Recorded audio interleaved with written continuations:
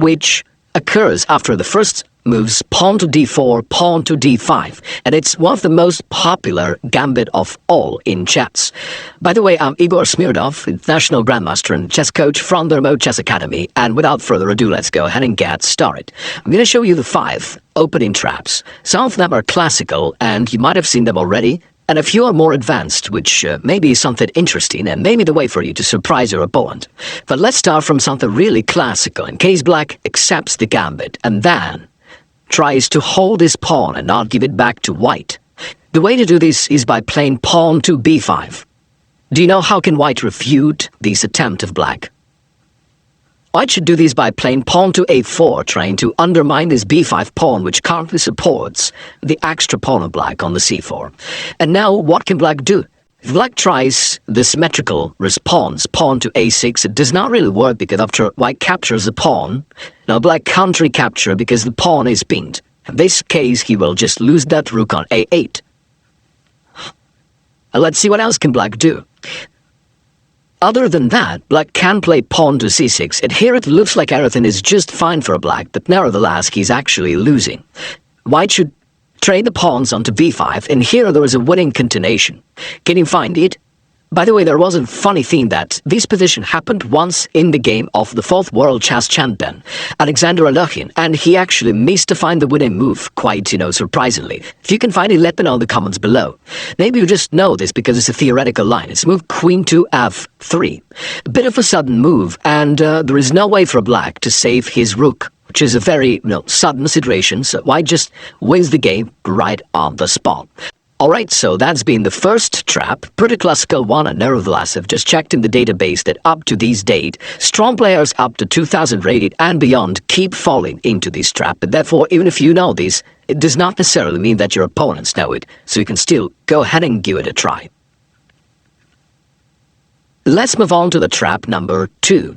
As we already know, here after white plays pawn to c4, offering this pawn for black, if black tries to take it and then keep this pawn by playing pawn to b5, it does not really work. And therefore, instead, black normally would just continue his development by playing something like knight to f6. Therefore, he can take back the pawn. And here, some players really love to fianchetto their kingside bishop, and they play pawn to g6. It's not the main line, and yet it's something relatively common that your opponents may play. And here there is one interesting theme that you can do. After the next natural moves, knight f3 and bishop to g7, instead of making another natural development move, you can try one sudden thing. It's move queen to a4 check. And at first it seems like just some weird, uncalled for move, and yet it's not that easy for black to react properly. Let's find out what's the reason. In case black plays bishop to d7, for example, white can go back with his queen to b3, and as you may notice, this is actually a double attack to black's f7 and b7 pawns. White can even increase the pressure by putting his knight to e5 on the next move, and therefore it's somewhat unpleasant for black. Therefore, the most natural reaction for black is probably not the best one. Let's see what else can black try. In case black moves his knight to c6, there is something relatively similar that may happen. White may jump with his knight to e5, taking advantage of the pin over this knight. And currently the white's knight from e5 attacks the pawn on f7 together with his bishop from c4. And also it attacks the black's knight on c6. And therefore there is no way for black to protect both these weaknesses simultaneously. Therefore, another natural reaction for black, which was knight to c6, is also somewhat not exactly the best. Let's see what else can he do. What if he plays queen to d7? This time, let me ask you, what do you think about this case? Can you find the winning continuation for white here? If you can, write it down in the comments below. I'll give you a few seconds for that. There is a really crushing move, bishop takes f7, boom, and it wins the game right on the spot because black takes the bishop. There follows knight to e5, which is a fork to the black's king and queen. Pretty interesting. Let's go back. Is there any way for black to escape? Of course there is, but it's not that easy for black to find out. Let's also take a look at the move knight to d7. Interestingly enough, white can still use the exact same tactics, which is bishop takes f7, even though this time the motif is different. After black recaptures, white can go ahead with knight to g5 check. And here there is no good combination for a black, because if the black's knight goes somewhere to f8 or to e8, somewhere here, in either case, white continues with his knight to e6, which wins the black's queen on d8, has no escape square. And a black tries to retreat with his king to g8. Then the black's queen is alright, but after the white plays queen to c4, black can't escape the common queen f7 checkmate on one of the following moves. Does it mean that it's already that the hope is already lost for black? Well, of course not. The position is still very much playable, and the easiest way for black is just to play his pawn to c6, and he's totally safe. But what I like about this trap for white is that you're not really spoiling your position in any way. You just need to be careful because black is ready to play pawn to b5, attacking your pieces. Therefore, you just need to play queen b3, attacking that pawn f7, and the noble game goes on. That's what I really like about this trap. You're not spoiling your position. You know, it's still a very much normal game, and you just keep playing. Alright, that's be another trap, not very well known, and therefore you have a realistic chance to win a couple games just by using this trap alone. And here we go with the trap number 3. Here is the starting position of the Queen's Gambit once again. And by the way, in case you don't play Queen's Gambit normally, and maybe you're interested in some other opening traps, just let me know in the comments below and I may record another video about this. Also, don't forget to subscribe to this channel so that you don't miss out on the new videos. Alright, as we have seen, black can't really accept this gambit pawn and hold it, and therefore the most classical continuation for black is just to play pawn to e6 and continue his development as normal. And at this position there is another classical trap. This time black can set this trap, and again this is a must-know really thing. It is the move knight to d7. I remember when I joined the chess club, many years ago, and when I went there for the very first time, some tricky guy actually set this trap, and I fell right into it because I didn't know that, black is not that naive to give up the pawn. Anyway, I'm gonna show you the trap so that, just to make sure that you know it as well. In this position, it may seem like black just overlooked that due to this ping, white can actually grab this pawn on d5. It seems like white just won the pawn and everything's great, but it's not that easy. Black can recapture by the knight, and after white takes the queen and it seems like everything's just great, black has this counterblow bishop b4 check, and it turns out that there is no other way for white to cover his king other than just playing queen to d2. So white has to give his queen back, and then at the end of this forcing line, black is a piece up. He has this additional knight, which gives him a winning material advantage. Another absolutely must-know trap. This time black can set it, and it's also one of the things which average chess player should really know. There we go with the trap number 4. This time I flip the board because this trap is also for black. You can use it in case you're playing black. So the first moves are still the same. Let's say you tried this trap, but your opponent was wise enough not to fall into it and not to accept this poisoned pawn, and instead he played some normal move like pawn to e3. In this case, there is still one more trick that you may employ. You may play pawn to c6, and then after white goes knight f3, there is a one counter-attacking move that black can use here, which is queen to a5.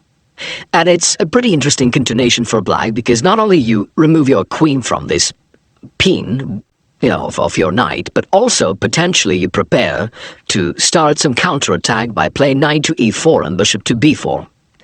And some of your opponents who are not really familiar with this, they will just continue playing the standard Queen's Gambit moves like bishop to d3. And in this case, your plan works out really, really well. You can play knight to e4 here. Notice that it's not a sacrifice, because the white's knight on c3 is pinned by your queen.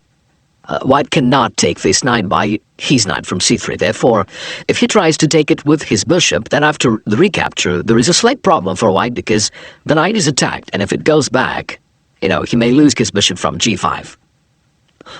Therefore, instead, white may just play queen to c2. And, it looks like white is just playing the very standard moves, which is partially true. The only exception, though, is that here you can just win the game right away by playing knight takes g5. And then after white recaptures, all of a sudden you have this discovered attack along the fifth rank. You're taking the knight, and simultaneously you're attacking his bishop by the pawn. Therefore, after white recaptures the pawn, you just grab the knight, and you're happily winning. And now there is the final thief trap for today's video. The standard starting moves are still the same: d4, d5, pawn to c4, and here there's one more tricky line that black may use, which is pawn to e5, so-called Albin counter gambit. And it's a pretty decent opening choice for black, especially for blitz games.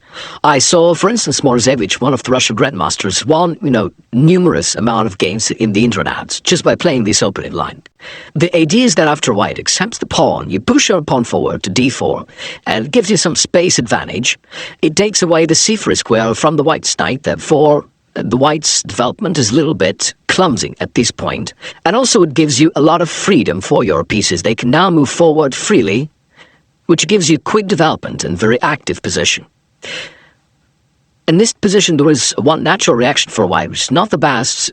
It's pawn to e3, trying to eliminate this intruder, the black's pawn on d4, which is somewhat annoying for white. It's not the best choice, but even if white plays the correct move, knight and 3 instead, the position of black is still absolutely playable, and you can just go on with the standard continuations. Anyway, let's see what you can do in case white plays pawn to e3, which is a very usual response for your opponents, in case they're not really familiar with the opening theory of this line. Instead of capturing the pawn, you can build bishop b4 check. And after white covers his king by bishop d2, here comes a surprise. Instead of trading the bishops, you just take pawn takes e3. Here, what can white do? He can't recapture by the bishop because the bishop has to cover the king. And at the same time, it may seem like black just, blundered the bishop. So what if white simply grabbed the bishop? There comes pawn takes f2 check. Therefore, white must move the king. The king can't grab the pawn, because in this case, he will lose the queen on d1.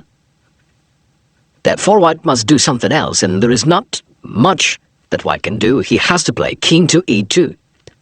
And in this position, if black just, again, makes one of the natural moves, either trades the queens on d1, or, let's say, creates a new queen here, then after an exchange of queens, white will grab this queen back, and we've got an approximately equal position of an endgame. Everything seems to be quite standard. But there is a tricky thing that black can play here, which white usually overlooks. In this position, in addition to, grabbing the knight and promoting a queen, which we usually do well, promoting a pawn, black can promote this pawn into a knight, which is a check to the white's king. That's an important point. And therefore, after white takes this knight, you just continue with bishop g4 check. And again, you're not going to trade off the queens, you're going to win it for nothing after white goes away, and then you just grab this pawn, this queen either by your bishop or queen, and you're winning the game. It's a classical trap that you need to know. And again, what I like about all these traps is that you can play them freely, meaning that even if your opponent is smart enough not to fall into these traps, you just continue playing as if nothing happens. You continue playing usual chess.